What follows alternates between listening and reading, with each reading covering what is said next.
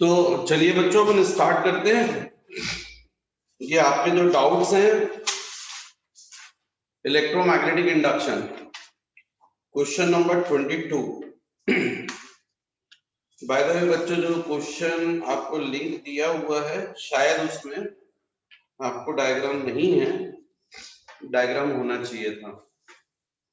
ये क्वेश्चन में लिखा ही है, in the given figure a metric rod PQ of 15 centimetre length is resting on a two parallel rails immersed in a magnetic field B of magnitude 0.50 Tesla, perpendicular to the page downward, directed downward.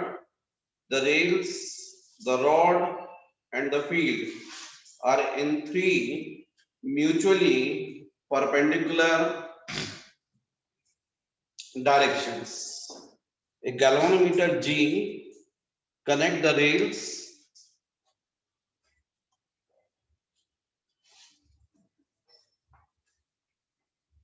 A galvanometer G connect the rails through a switch K. The resistance of the closed loop containing the rod PQ is 9 milliohm. Answer the following. चलो बच्चों पहले diagram बनाते हैं, क्योंकि actually diagram देना चाहिए था, तो मैं बता दूं आपको ये डायग्राम बिल्कुल सिंपल है। वैसे आप क्वेश्चन को यदि आप रीड करें तो भी आप ड्रॉ कर सकते हैं। तो ये मैग्नेटिक फील्ड डेफिनेटली हमको डायरेक्टेड डाउनवर्ड बोला है, below the plane of the paper. तो इसका मतलब मैग्नेटिक फील्ड ये होना चाहिए। फिर रेल्स जो है वो ऐसी हैं, और ये रॉड PQ ये है, ये P और ये Q। जैसा पर वो क्वेश्चन में गिवन है उसके बेसिस, और रॉड ऐसी मूव कर रही है V वेलोसिटी से, और यहाँ पर इन रेल्स को हमने गैलोमीटर से कनेक्ट किया हुआ है, और यहाँ पर प्लग की है।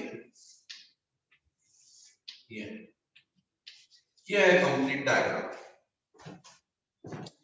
ये है कंप्लीट डायग्राम। तो अब एक बार अपन फिर से क्वेश्चन को देखते हैं। In the given figure a metallic rod PQ of 15 centimetre length, rod जो है उसकी length 15 centimetre, L is equal to 15, मतलब 1 मीटर में बोले तो 0.15 metre, is resting on a two parallel rails immersed in a magnetic field B bar of magnitude 0.5 Tesla, perpendicular to the page directed downwards. The rails, the rod, and the field are in three mutually perpendicular directions. दिखी रहा आपको, magnetic field inverts है, rails perpendicular हैं, rod इसके perpendicular, तीनों perpendicular है, mutually perpendicular है। A galvanometer G connects the rails through a switch K. The resistance of the closed loop containing the rod PQ is 9 milli ohm. Answer the following. तो एक ही question में बहुत सारे question वो पूछ रहे हैं जो आपके ऑब्जेक्टिव टाइप बन सकते हैं। तो उन्होंने फर्स्ट पार्ट पूछा है, suppose K is open and the rod moves with a speed of 12 centimeter per second in the direction shown. Find the polarity and magnitude of the induced EMF. जिसमें velocity हमको rod की given है 12 centimetre, मतलब 0.12 metre पर second. तो find the polarity and magnitude of induced EMF।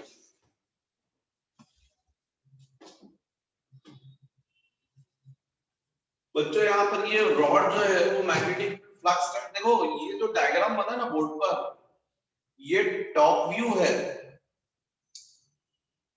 Board पर पता है, लेकिन एक्चुअली जो प्रैक्टिकली हो रहा है उसका टॉप व्यू, मतलब आप ऊपर से देखेंगे यदि तो मैग्नेट का नॉर्थ पोल यहाँ, मैग्नेट का साउथ पोल नीचे, magnetic lines of force downward जा रही हैं, रील्स ऐसी हैं, उस पर रॉड जो है वो मूव कर रही है, आप ऊपर से देख रहे हैं तो डायग्राम आपको दिख रहा है। तो डेफिनेटली जब रॉड ऐसी मूव करेगी, कंडक्टर रॉड जब मूव करेगी तो फ्लक्स कट करेगी, मैग्नेटिक लाइंस ऑफ फोर्स जो है उसको कट करेगी, तो इंड्यूस्ड ईएमएफ प्रोड्यूस होगा। और हम लोग तो फॉर्मूला जानते हैं इस कंडीशन में, क्यों भाई?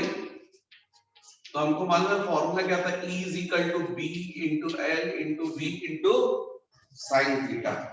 What is theta? Angle between the direction of magnetic field and length of a conductor. यहाँ पर मैग्नेटिक फील्ड और लेंथ दोनों परपेंडिकुलर हैं, तो थीटा 90 हो जाएगा, साइन 91 होता है। तो नो डाउट यहाँ पर इंड्यूस ईएमएफ हो जाएगा B into L into V into sin 90। तो E is equal to sin 91 होता है तो B into L into V, तो E is equal to 0.5, length बोलो 0.15, वेलोसिटी 0.12, इन सबको आप मल्टीप्लाई कर लीजिएगा, जो भी आंसर आएगा वो वोल्ट्स में आएगा। इतना ईएमएफ प्रोड्यूस होगा इस रॉड में।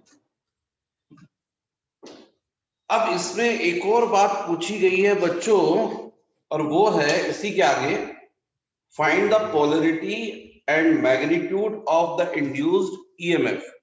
तो चलिए हमने इंड्यूस्ड ईएमएफ तो निकाल लिया, अब हमारा मेन है पोलैरिटी। जैसे मान लीजिए ये क्वेश्चन कॉम्पिटिटिव एग्जाम में आया, आपको कुछ नहीं पूछा ना, पोलैरिटी पूछ लिया, बन गया ऑब्जेक्टिव टाइप क्वेश्चन, कुछ नहीं करा आपको, कोई आपसे कैलकुलेशन ही नहीं करवा रहे हो, केवल आपसे आपके कॉन्सेप्ट चेक कर रहे हो।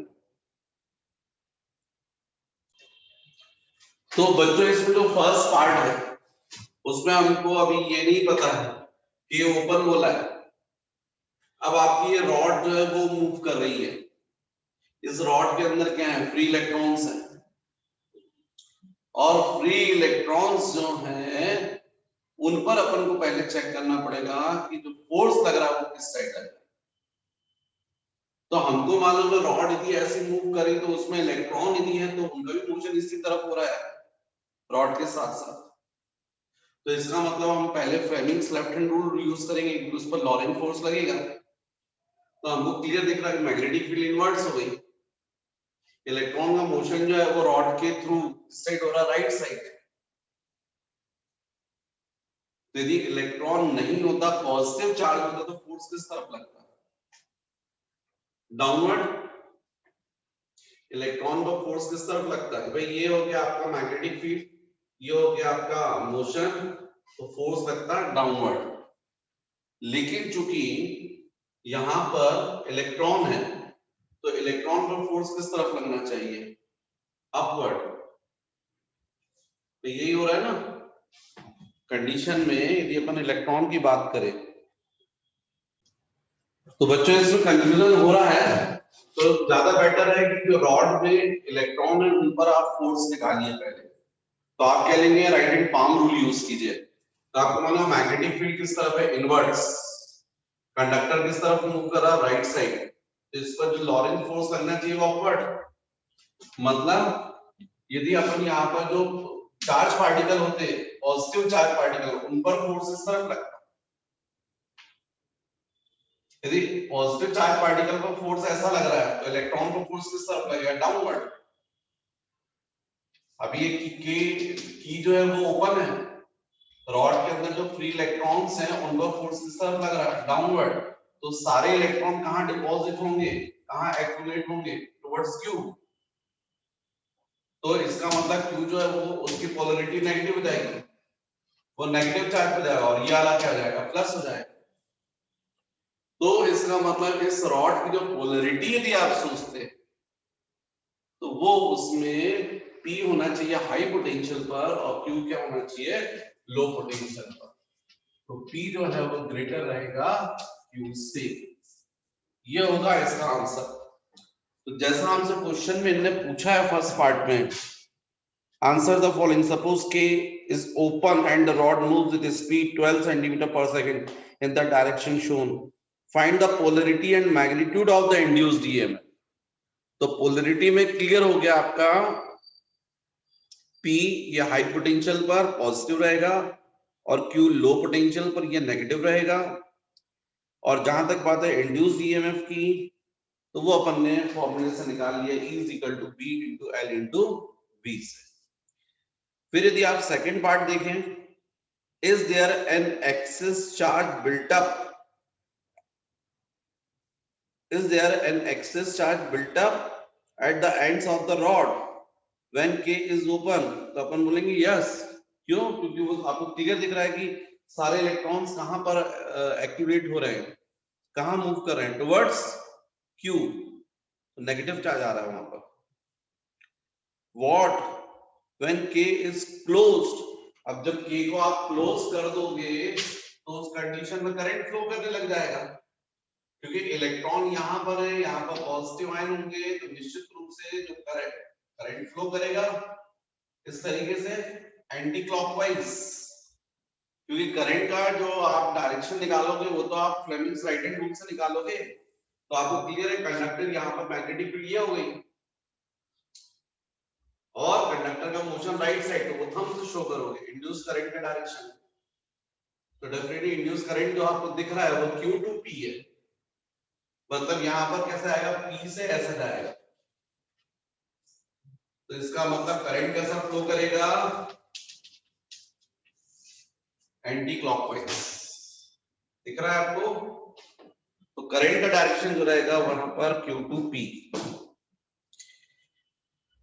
तो ये हो गया बच्चों सेकंड पार्ट। अब इसमें थर्ड पार्ट देखो आप, when K is open and the rod moving uniformly, the net force on the electrons in the rod is PQ is 0. Even though they do experience magnetic force due to the motion of the rod. Explain.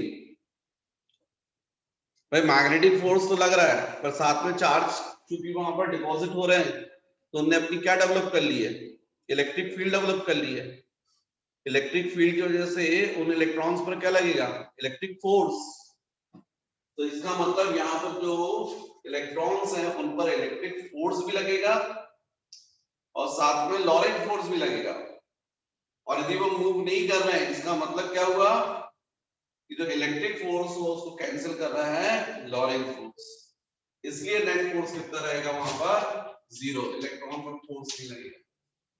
तो ये जो third part आपका जिस तरीके से पूछा है इनने क्वेश्चन में, थर्ड पार्ट है with K is open and the rod moving uniformly, the net force, क्योंकि जब K ओपन रहेगा तो करंट फ्लो नहीं कर रहा है। जनरली करंट किस डायरेक्शन में फ्लो करता है, इलेक्ट्रॉन के फ्लो होने के अपोजिट। जब करंट नहीं फ्लो कर रहा मतलब इलेक्ट्रॉन भी फ्लो नहीं कर रहे। इलेक्ट्रॉन का मोशन जो है, इलेक्ट्रॉन की वेलोसिटी, इसका मतलब उस वक्त 0 है जबकि ओपन है। तो इलेक्ट्रॉन अब क्यों फ्लो नहीं कर रहे, जबकि उनके ऊपर लॉरेंट फोर्स लग रहा है। इसलिए नहीं लग रहा फ्लो करेंगे क्योंकि इलेक्ट्रॉन जो डिपॉजिट होते जा रहे हैं वो सब अपनी अपनी अपनी क्या डेवलप करते जा रहे हैं, इलेक्ट्रिक फील्ड। और हर इलेक्ट्रॉन जो है वो दूसरे इलेक्ट्रॉन्स की इलेक्ट्रिक फील्ड में है। तो एक्चुअली में लॉरेंट फोर्स को कैंसिल कर रहा है ये इलेक्ट्रिक फोर्स, और इसलिए ऐसा है कि वहां पर इलेक्ट्रॉन पर नेट फोर्स कितना है, 0। तो ये जो थर्ड पार्ट था, when K open and the rod moving uniformly, the net force on the electrons in the rod PQ is 0, even though they do experience magnetic force due to the motion of the rod. Explain. तो बच्चों इसका correct answer यही है, इसका explanation यही है कि वहां पर नेट फोर्स कितना हो रहा है, 0 हो रहा है इलेक्ट्रिक फोर्स की वजह से। फिर fourth, calculate the retarding force on the rod when K is closed।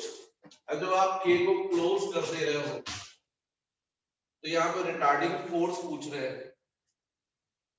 Retarding force क्या रहेगा, लॉरेंट फोर्स ही रहेगा। आप कंडक्टर को मूव करवा रहे हो, आप मोशन करवा रहे हो, फ्लक्स कटवा रहे हो, कट करवा रहे हो। अब देख लो, ये है मैग्नेटिक फील्ड, ये मोशन, नहीं सॉरी, ए बी सी, ये है मोशन, ये हो रही मैग्नेटिक फील्ड। तो लॉरेंट फोर्स, रॉड पर लॉरेंट फोर्स यदि हम बात करते हैं तो वो उसका डायरेक्शन अपोजिट आ रहा है, अपोजिट आना चाहिए मोशन के अपोजिट, तभी तो हम उसको बोलेंगे रिटार्डिंग फोर्स।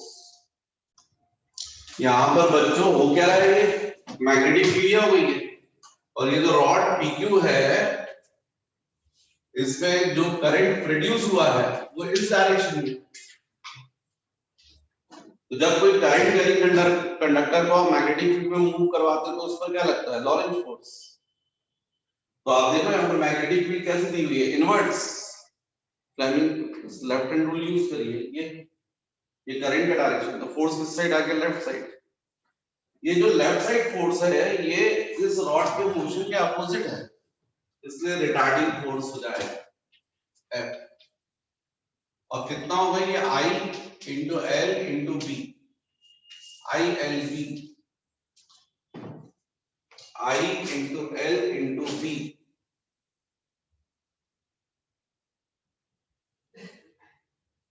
तो कैलकुलेशन करिए, तो यहां पर I निकालना पड़ेगा, पूछा है क्या क्वेश्चन में, नहीं भी पूछा तो अपन निकालेंगे इसको। क्या पूछा इनने, calculate retarding force on the rod, okay निकालेंगे। तो पहले क्या करो, फोर्स ये तो समझ में आ गया, रिटार्डिंग फोर्स है, ये मैग्नेटिक फील्ड है, ये करंट ऐसा जा रहा है तो फोर्स इस साइड रहेगा, मोशन के अपोजिट। अब मालूम है यहाँ पर E सेटअप है, E इज इक्वल टू होता है I इंटू R, तो I is equal to E by R। इसकी वैल्यू को यहाँ पर सब्स्टिट्यूट कर दो तो फोर्स निकल आएगा F E by R into L into of B। ये हम लोग यहाँ कैलकुलेशन कर चुके हैं। ये बच्चों इसकी वैल्यू होनी चाहिए, यदि अपन इसको 12 बाय 100 कर देते हैं तो ये 12 इंटू 0.56 हो जाएगा, 6 15 इंटू 6 90 हो जाएगा, तो ये 90 बाय 10 टू द पावर 4 आ जाएगा।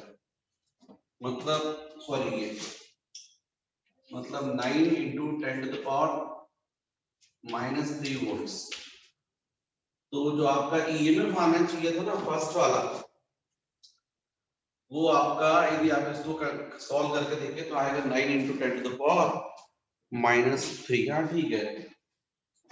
फिर यहाँ पर यदि बात करें तो वैल्यू रख दो 9 into 10 to the power -3 upon, तो रेजिस्टेंस 9 मिली ओम, तो 9 into 10 to the power -3। Length of rod 0.15, magnetic field 0.5। ये तो पूरे कैंसिल हो गया, ये भी पूरा कैंसिल हो गया, ये हो गया 15 बाय 100, 15 इंटू 0.5 हो जाएगा 7.5, तो कुल मिलाकर हो जाएगा 7.5 into 10 to the power -2 newton. मतलब जो फोर्स की वैल्यू आनी चाहिए वो आनी चाहिए इतनी। ये थर्ड पार्ट रिटार्डिंग फोर्स। फिर नेक्स्ट बच्चों इसमें एक और पार्ट पूछा, fourth, how much power is dissipated, नहीं एक, हाउ मच, सॉरी फिफ्थ वाला, fifth part, how much power should be expanded by an external agent to keep the rod moving uniformly at 12 centimeter per second। Uniformly का मतलब ये हो गया कि net force 0, समझे। यदि आपको फिफ्थ पार्ट, तो फिफ्थ पार्ट में आप रॉड को मूव करवाना चाहते हैं यूनिफॉर्मली, यूनिफॉर्मली कांस्टेंट स्पीड से, मतलब एक्सेलरेशन 0 है, मतलब नेट फोर्स 0 है। तो लेफ्ट साइड पर क्या लग रहा था, रिटार्डिंग फोर्स, उतना ही फोर्स लगा दीजिए राइट साइड पर। भाई ये जो लग रहा था 7.5 into 10⁻⁻2 न्यूटन लग रहा था लेफ्ट साइड पर, आप सेम फोर्स लगा दीजिए किस साइड पर, राइट साइड पर, नेट फोर्स 0 जाएगा और ये रॉड मूव करेगी कांस्टेंट स्पीड से। तो पावर का आपको फॉर्मूला पता है, तो जाएगा F इंटू बी। ये पावर होता है work upon time, work force into displacement upon time, displacement upon time means what, velocity. तो एक्चुअली में पावर का formula F into B. External agency से फोर्स जो आप लगा रहे हो इतना लगाना पड़ेगा 7.5 into 10⁻⁻2 और मूव करवा रहे हैं किस वेलोसिटी से आप, 12 सेंटीमीटर पर सेकंड, मतलब 0.12 मीटर पर सेकंड। तो इस कंडीशन में आपका पावर निकल आएगा। इसको सॉल्व करना होगा बच्चों, 75 into 12 upon 10⁻³ into 10⁻⁻2 वॉट्स। इसको आप सॉल्व कर लीजिएगा, आंसर आ जाएगा 750 10 से और फिर 2 150 मतलब 900। ये 900 है, 900 मतलब 0.9 into 10⁻⁻2 वॉट। यह है आंसर 9 into 10⁻³ वॉट। हाँ ठीक है, आ जाएगा 9 into 10⁻³ वॉट। ठीक है, ये थर्ड पार्ट नेक्स्ट हो गया। 6 फिर इसके बाद एक और पूछा हमने, how much power is dissipated as heat in the close circuit. ये तो कभी भी हीट से रिलेटेड आता है, कितनी हीट प्रोड्यूस हो रही है, तो हमेशा फॉर्मूला यूज किया करो, P is equal to I square into R। तो power loss in form of heat is equal to I square into R। तो I आपको आपने निकाला है बच्चों की करंट, करंट की वैल्यू आपने कहीं ये की, सॉल्व नहीं किया, ठीक है कर लो यार, 1 आ रहा है शायद, क्योंकि E कितना था 9 into 10⁻³ और ये भी ये निकाला है ना आपने 9 into 10⁻⁻3, ये पूरा कैंसिल होकर 1 एम्पियर। तो ये 1 स्क्वायर इंटू रेजिस्टेंस कितना है 9 मिली, तो आंसर आ जाएगा 9 मिली वॉट। मतलब ये भी आंसर हो गया 9 into 10⁻⁻3 वॉट, सेम हो गया। तो इसका भी आपका आंसर यही हो जाएगा। फिर क्या पूछा है, what is the induced EMF in the moving rod when the magnetic field, when the field P bar is parallel to the rails। अरे जब मैग्नेटिक फील्ड के पैरेलल कर दो तो फ्लक्स कट नहीं होंगे, फ्लक्स कट नहीं करेंगे तो फिर कहां से, क्या पूछा है, इंड्यूस ईएमएफ 0 हो जाएगा। 7 E is equal to 0। भाई यदि आप जो है ये रेल्स को मैग्नेटिक फील्ड की डायरेक्शन में रख दोगे और फिर कंडक्टर को भी आप मूव करवाओगे, आप समझ रहे हैं बात, बोर्ड के सामने मैग्नेट का नॉर्थ पोल रख दो, बोर्ड के पीछे आप मैग्नेट का साउथ पोल, तो मैग्नेटिक लाइंस ऑफ फोर्स कैसे जाएंगी, इनवर्ट, और रेल्स इसी डायरेक्शन में रखो और इसी डायरेक्शन में आप कंडक्टर को मूव करवाओ तो फ्लक्स नहीं कट होंगे। जब फ्लक्स नहीं कट होंगे तो फ्लक्स में जब चेंज नहीं होगा तो इंड्यूस्ड ईएमएफ भी प्रोड्यूस नहीं होगा। तो बच्चों ये थे पूरे इतने सारे क्वेश्चन, एक ही क्वेश्चन में इन्होंने पूछ लिए हैं बहुत सारे, जो अलग अलग ऑब्जेक्टिव्स बन सकते हैं। तो कॉन्सेप्ट तो क्लियर होते ही हैं ऐसे क्वेश्चन से। तो ठीक है बच्चों, ये क्वेश्चन मेरे ख्याल से क्लियर हो गया होगा आप लोगों को। तो नेक्स्ट बच्चों क्वेश्चन नंबर 23, उसमें भी थोड़ी प्रॉब्लम है, टाइपिस्ट भैया ने डायग्राम नहीं बनाया है, कोई प्रॉब्लम नहीं, मैं आपको बताता हूं क्योंकि डाउट तो है ही बच्चों का। तो 23 क्वेश्चन जो है वो अपन डिस्कस करते हैं। तो ये 23 इस क्वेश्चन को आप देखें तो उसमें बोला गया rectangular loop of side 8 centimeter and 2 centimeter with a small cut is moving out of a uniform magnetic field of 0.3 Tesla directed normal to the loop. Find the voltage developed across the cut when the velocity of the loop is 1 centimeter per second in a direction normal to first longer side,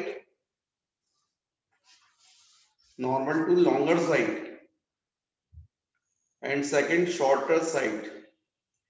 For how long does the induced voltage last in each case? तो बच्चों इसमें जो diagram है उसमें ये magnetic field ऐसी है below the plane of the paper, और ये हो गया आपका loop,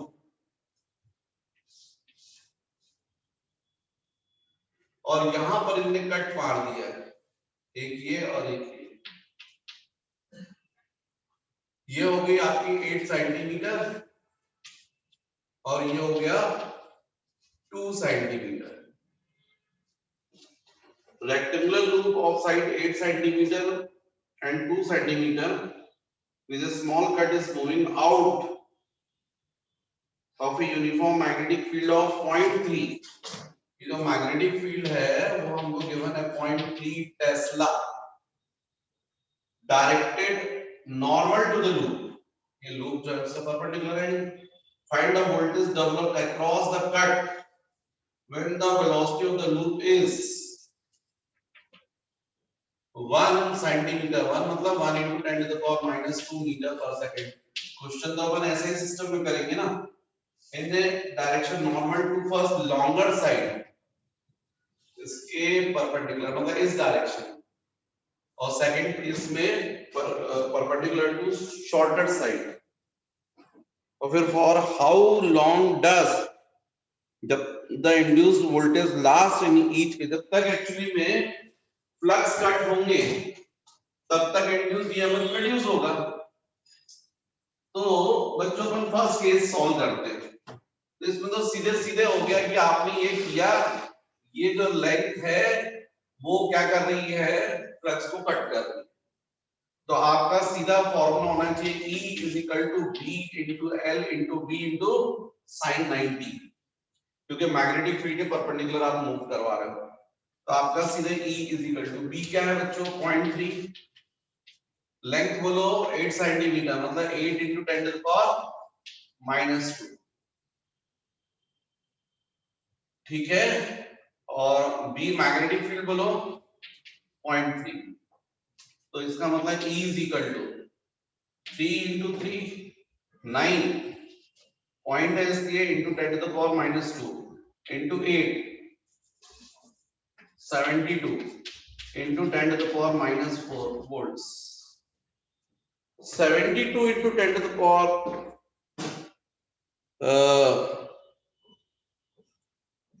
72 × 10 to the power -4 volts मतलब 7.2 millivolts, 7.2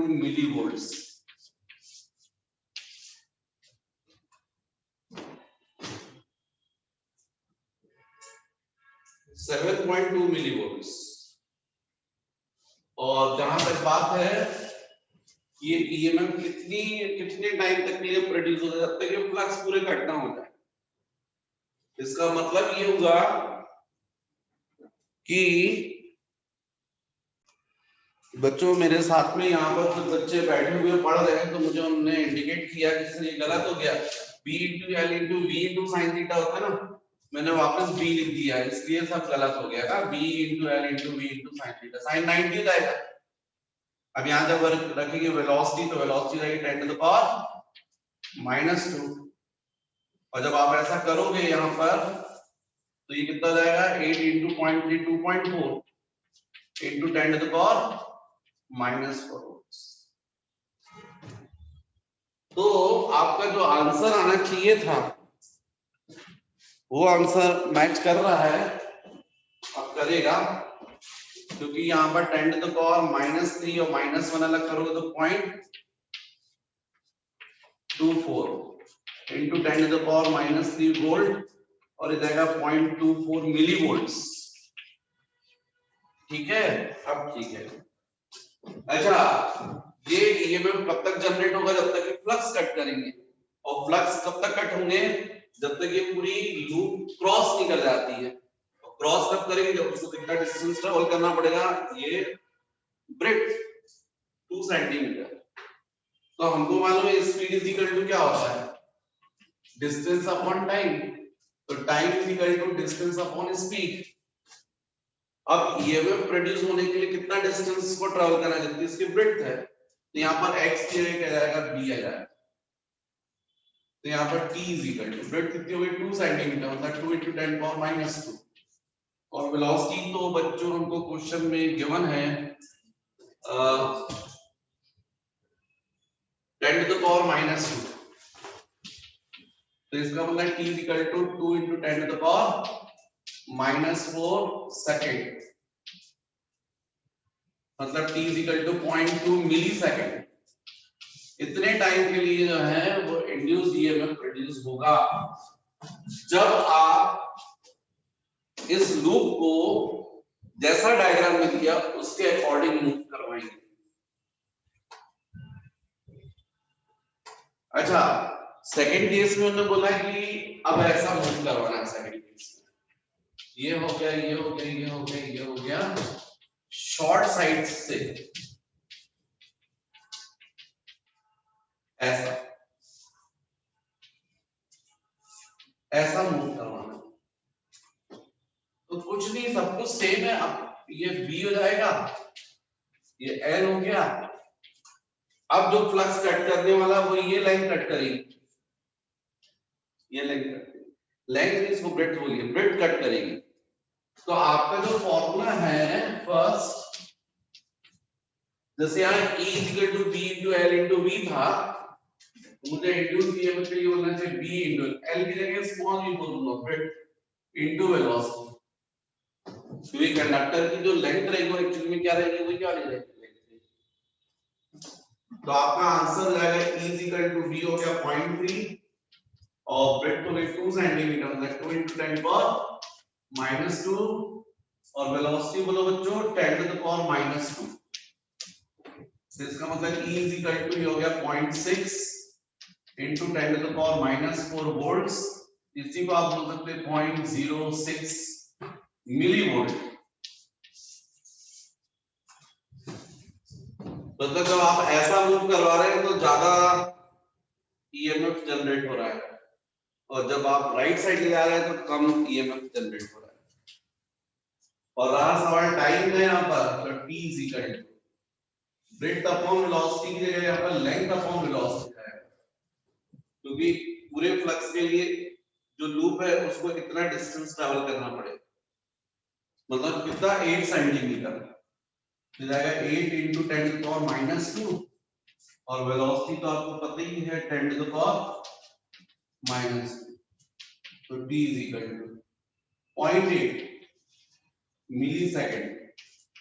इतने टाइम के लिए जो है वो फ्लक्स जनरेट होगा, ज्यादा टाइम के लिए होगा। कम ईएमएफ जनरेट होगा लेकिन ज्यादा टाइम के लिए, और यहाँ पर ज्यादा ईएमएफ प्रोड्यूस होगा लेकिन कम टाइम के लिए। तो ये होने चाहिए बच्चों आंसर, जो कि यहाँ पर गलत है आंसर। आपको आंसर जो है वो करेक्ट कर लेने चाहिए। तो ये हो गया बच्चों क्वेश्चन नंबर 23। उसके आंसर्स ये रहेंगे। नेक्स्ट, इसके बाद मुझसे पूछा गया क्वेश्चन नंबर 24। बच्चों यहाँ मुझसे मिस्टेक हुई थी, ये मुझे कैंसिल करना चाहिए था, तो 2 सेकेंड, और सेम प्रॉब्लम यहाँ हुई थी 10 to the power -2 10 to the power -2 cancel, तो 1 सेकेंड। तो ठीक है, आंसर्स ठीक है आपके, बस एक ही आंसर इसमें नहीं दिया है, ये वाला सेकंड ईएमएफ। तो फर्स्ट के दोनों आंसर्स होंगे 0.24 एंड 2 सेकेंड, और सेकंड पार्ट के आंसर्स होंगे आपके 0.06 मिली वोल्ट्स एंड 8 सेकेंड। तो बच्चों question number 24, the metric square wire loop of side 10 centimeter and resistance 1 ohm is moved with a constant velocity v in a uniform magnetic field of induction 2 Weber per meter square as shown. The field lines are perpendicular to the plane of the loop directed into the page. The loop is connected to a network of resistors each of 3 ohm. The resistance of the lead wires OS and PQ are negligible. What should be the speed of the loop so as to have a steady current of 1 milliampere in it? Give the direction of current in the loop.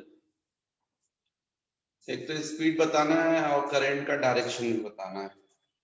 और यदि आप diagram को देखें तो ये question number 24, ये loop हो गया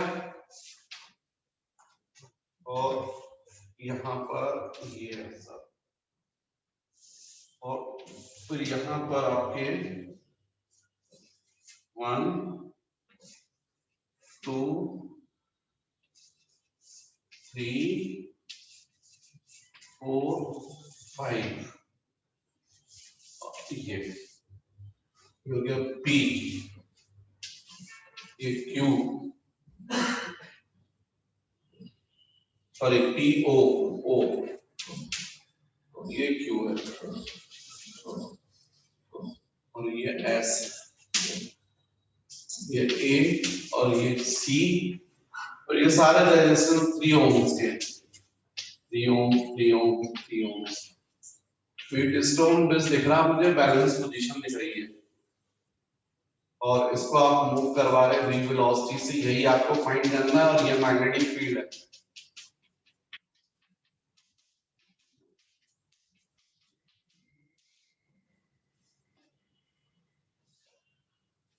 ये बच्चों मैग्नेटिक फील्ड से तो लूप को आप पास करवा रहे हो, लूप को पास करवाने से इसमें क्या होगा, इंड्यूस्ड ईएमएफ जनरेट होगा। यहाँ पर ये जो है PQ और OS इनका कोई रेजिस्टेंस नहीं, मतलब कुल मिलाकर इसका रेजिस्टेंस है बस। तो क्वेश्चन में बोला metal square wire of loop की साइड हमको गिवन है 10 सेंटीमीटर, मतलब आप 0.10 मान लीजिए मीटर, एंड रेजिस्टेंस इसका लूप का है 1 ओम और मैग्नेटिक फील्ड हमको गिवन है 2 वेबर पर metre square. The field lines are perpendicular to the plane of the loop directed into the page. The loop is connected to a network of resistors each of 3 ohms.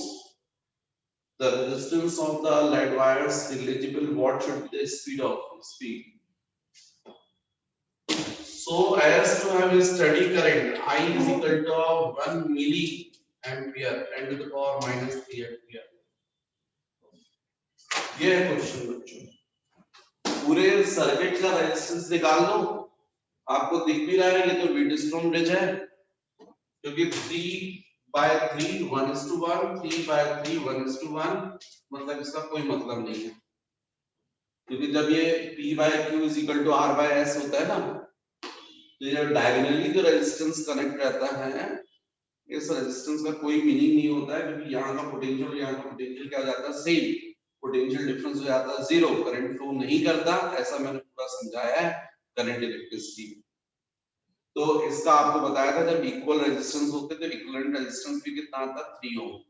तो पूरे इस network का equivalent resistance 3 ओम और इसके साथ में loop जो है उसका 1 ओम, तो टोटल रेजिस्टेंस कितना हो गया, R इक्विवेलेंट वो हो गया 1 + 3 है ना, 4 ओम, ये इक्विवेलेंट रेजिस्टेंस हो गया।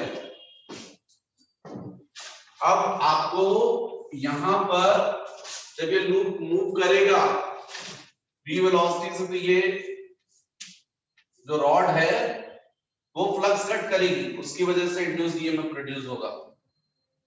तो आप क्या बोलोगे, E is equal to B into L into V into sine 90, sine 90 1 हो जाएगा।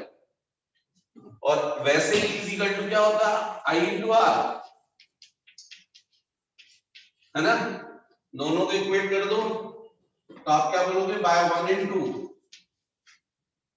B into L into V is equal to I into R equivalent. आप तो इसको R1 ले लो भैया, मैं इसको बोल रहा हूं R, ये इसका R1 और इसका नेटवर्क का 3 ओम, तो टोटल मिलाकर R। तो इस तरीके से velocity v is equal to I into R upon V into F, बस इसमें वैल्यू रखो, आंसर आ जाएगा। Speed v is equal to I, बोलो I 1 milli 10 to the power -3, R बोलो 4 1 प्लस 3 4, B मैग्नेटिक फील्ड 2 और लेंथ 10 सेंटीमीटर ये वाली साइड, मतलब 0.1, तो इसका मतलब v इज इक्वल टू 2 से ये 2 हो गया, ये ऊपर गया तो 20 हो गया, 20 into 10 to the power -3 metre पर सेकंड, और ज्यादा है तो v is equal to 2 into 10 to the power -2 metre पर सेकंड, 2 सेंटीमीटर पर सेकंड। आपको इसको मूव करवाना पड़ेगा 2 सेंटीमीटर पर सेकंड की स्पीड से, या 0.02, ठीक तो है 0.02 लिखा हुआ है। ये होता है direction of current in the loop. इसमें करंट का डायरेक्शन क्या होगा, तो आप निकाल लो कंडक्टर में, फ्लक्स में इंड्यूस करंट का डायरेक्शन किससे निकालोगे आप, फ्लेमिंग्स हैं, राइट हैंड रूल। तो ये हो गया आपका A B C, ये मोशन, ये मैग्नेटिक फील्ड, ये करंट, ऐसा जाएगा ऐसा जाएगा ऐसा जाएगा, क्या बोलते हैं इसमें, क्लॉकवाइज, हाँ क्लॉकवाइज। तो करंट का डायरेक्शन क्या होना चाहिए बच्चों इसमें, क्लॉकवाइज। ये आपका था क्वेश्चन नंबर 24। नेक्स्ट 28, 29, 30, 34, 35। तो बच्चों इस वीडियो में यहीं तक अपन देखेंगे, नेक्स्ट में अपन देखते हैं 28 से, ठीक है।